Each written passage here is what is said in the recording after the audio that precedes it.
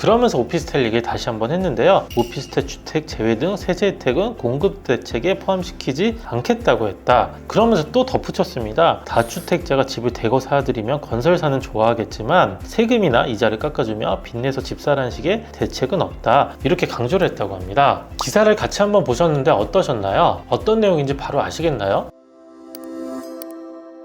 세금 줄이는데 진심, 비더리치, 세무사 김국현입니다. 오피스텔 주택수 제외 검토해보겠다고 국토교통부가 이야기를 했었는데요. 얼마 지나지 않았는데 계획이 없다고 이야기를 했습니다. 제가 너무 순진했던 것 같습니다. 역시 그럴 리가 없었습니다. 제가 오피스텔 주택수 제외하는 것 검토하겠다고 한 이야기는 이전 영상에서 한번 봐주세요. 제가 링크 걸어두겠습니다. 저도 그냥 드린 얘기는 아니었고 국토교통부에서 제외를 검토하겠다고 해서 말씀을 드렸는데 바로 또 그럴 계획 없다고 또 이야기를 하네요. 그래서 이번에 오피스텔 주택수 제외에 대한 이야기가 또 아주 짧게 나왔습니다. 이번에도 역시 국토교통부에서 원희룡 장관님이 이야기를 하셨네요. 이번에는 소형주택에 대한 이야기를 하면서 생애 최초 특별공급에 대한 이야기를 했습니다. 이때 오피스텔 주택수에 대한 이야기가 나왔는데요. 저번에는 주택 공급이 너무 적어서 오피스텔을 주택으로 제외를 시킨다면 주택 공급을 늘리고 결국에 주택 가격을 안정화시키겠다고 이야기를 한 건데 이번에는 완전 반대가 됐습니다. 아예 주택 공급에 대해서는 이야기하지 않고요. 갑자기 이 소형주택에 대해서 이야기를 하고 있습니다. 소형주택을 갖고 있어서 생애 최초 특별 공급을 받지 못하면 억울할 수가 있으니까 이 제도를 개선하겠다는 이야기입니다. 같이 기사를 한번 보겠습니다. 보시면 동아일보에서 나왔고요. 60제곱미터 이하 집이 있어도 생애 첫 구입 특공 허용 추진하겠다고 이렇게 나와 있네요. 그래서 원희룡 장관님이 이번에도 말을 했고 오피스텔 얘기가 또 나오죠. 주택수 제외는 고려 안 하겠다고 갑자기 또 이야기를 했습니다. 그래서 정부가 전용 60제곱미터 이하 소형주택에 매입한 사람도 향후 생애 최초 특별공급에 청약할 수 있도록 관련 규정을 완화하는 방안을 추진하겠다고 이야기를 합니다. 그래서 어떤 이야기냐면요. 한번 이야기를 직접 들어보겠습니다. 오피스텔이나 도시형 생활주택을 매입을 하면 생애 최초 특별공급 기회가 사라져서 그래서 서민이나 자녀가 없는 신혼들이 주택 구입을 망설이는 경우가 있다. 이렇게 이야기를 했네요. 이를 풀기 위해서 협의를 한다고 하는데요. 이거에 대한 해법으로 전용 60제곱미터 이하, 그러니까 공시가격 수도권 1억 3천만 원 이하, 수도권 이외 지역은 8천만 원 이하에 대한 소형 아파트와 비아파트를 구입한 경우에 여기에서 말하는 비아파트는 오피스텔이나 주거용 생활주택을 말하는 거겠죠. 이렇게 비아파트에 구입한 경우에도 생애 최초 특공의 무주택차처럼 지원할 수 있게 해줘서 청약할 때 불이익을 주지 않겠다는 겁니다. 그러면서 오피스텔 얘기를 다시 한번 했는데요. 오피스텔 주택 제외 등 세제 혜택은 공급 대책에 포함시키지 않겠다고 했다. 그러면서 또 덧붙였습니다. 다주택자가 집을 대거 사들이면 건설사는 좋아하겠지만 세금이나 이자를 깎아주며 빚내서 집 사라는 식의 대책은 없다. 이렇게 강조를 했다고 합니다. 기사를 같이 한번 보셨는데 어떠셨나요? 어떤 내용인지 바로 아시겠나요? 저도 헷갈려서 몇 번씩 읽어봤는데요. 예전 기사에서는 주택 공급이 적어서 주택 가격이 오를 것을 걱정된다는 내용이었는데 이번에는 그런 내용이 전혀 아닙니다. 그냥 생애 최초 특별 공급 청약을 해야 되는데 소형주택이나 오피스텔을 갖고 있어서 생애 최초 특별 공급에 해당되지 않았는데 이 부분이 억울해 보인다. 그래서 이 부분을 해소하겠다는 겁니다. 조금 더 쉽게 이야기를 드리면 60제곱미터 이하 수도권 기준 공시가격 1억 3천만 원 이하 소형주택과 오피스텔, 도시형 생활주택을 갖고 있어도 생애 최초 특별공급 청약을 받을 때 무주택자와 똑같이 지원할 수 있게 해줘서 불이익을 주지 않겠다는 겁니다. 이게 불합리하다고 이런 이야기가 있었는지 저는 자세하게는 모르겠는데요. 생애 최초 특별공급을 받을 때 소형주택 때문에 요건이 해당되지 않는 사람들이 얼마나 있을지는 모르겠지만 이게 주택 공급 정책이나 가격 안정화에 영향이 있을지는 좀 의문입니다. 아니면 주택 공급이나 안정화는 아직 관심이 없고 생애 최초 특별 공급에 포커스를 맞추는 것인지는 모르겠습니다. 그리고 조금 더 생각을 해보면 소형주택을 갖고 있어서 생애 최초 특별 공급 받지 못하는 게 왜 불이익인지 모르겠습니다. 조금 더 자세히 생각을 해보면요. 소형주택을 구입한 것 자체가 생애 최초 특별 공급 포기하고 산 사람들일 겁니다. 어쨌든 소형주택이나 오피스텔, 도시형 생활주택을 사서 보유하고 있는 사람들이어서 자기의 선택에 따라서 어떤 불이익이 생기는지 충분히 알았고 이게 얼마나 영향을 미치는지까지는 잘 모르겠습니다. 제가 오피스텔 주택수 빼준다고 했다가 실망을 해서 더 그런 것 같기도 하고요. 그리고 오피스텔 주택수 제외에 대한 얘기가 너무 짧게 나왔습니다. 해준다고 했다가 안 된다는 이유를 완전 반대로 이야기를 했거든요. 오피스텔 주택수 제외 등 세제 혜택은 공급 대책에 포함시키지 않겠다고 했는데, 그러면서 다주택자가 집을 대거 사들이면 건설사만 좋아지는 거고, 그래서 집사라는 식의 대책이 안 된다고 했습니다. 그런데 저번에 이야기할 때는 완전 반대였거든요. 지금처럼 오피스텔을 주택수에 넣어두면 사람들이 취득세나 양도세에서 불리하니까 사지를 않습니다. 그래서 건설사들이 오피스텔을 짓지 않을 거고, 그러면 주택 공급을 늘릴 수가 없었습니다. 아파트 공급은 최소 한 3년 이상 걸리니까 오피스텔을 빨리 짓게 해서 주택의 공급을 좀 늘려서 주택 가격을 안정화시키겠다는 소리였는데, 이게 건설사만 좋은 일이라는 겁니다. 그러니까 완전 내용이 반대가 됐죠. 제가 생각을 해보니까 너무 기대를 했나 봅니다. 사실 이 오피스텔이 주택이 돼서 아주 여러 가지 문제가 생기고 세금이 너무 많이 나오거든요. 그래서 이것만 되면 참 좋겠다고 생각을 했었는데 완전 반대가 된 거죠. 저번에 말씀을 한번 드리긴 했는데, 오피스텔을 주택수에서 제외시켜준다는 것이 국토교통부 혼자서 할 수는 없고 기재부나 정부기관과 협의도 해야 되고 국회 통과까지 필요해서 어려워 보이긴 했었습니다. 그런데 좀 반가운 소식이어서 소개를 시켜드렸다가 다시 좀 물 건너간 것 같습니다. 그래도 약간은 얻은 게 있죠. 소형주택이나 오피스텔, 도시형 생활주택은 생애 최초 특별 공급할 때 제외돼서 가능하게 된 겁니다. 그래서 결국에는 오피스텔은 다시 투자 대상에서 매력적이지 않은 상품이 돼버렸고요. 요약을 다시 한번 해보겠습니다. 오피스텔 주택수에서 제외하는 것 하지 않겠다고 했고요. 생애 최초 특별 공급 계산을 할 때만 소형주택이나 오피스텔 등은 주택으로 보지 않겠다는 것만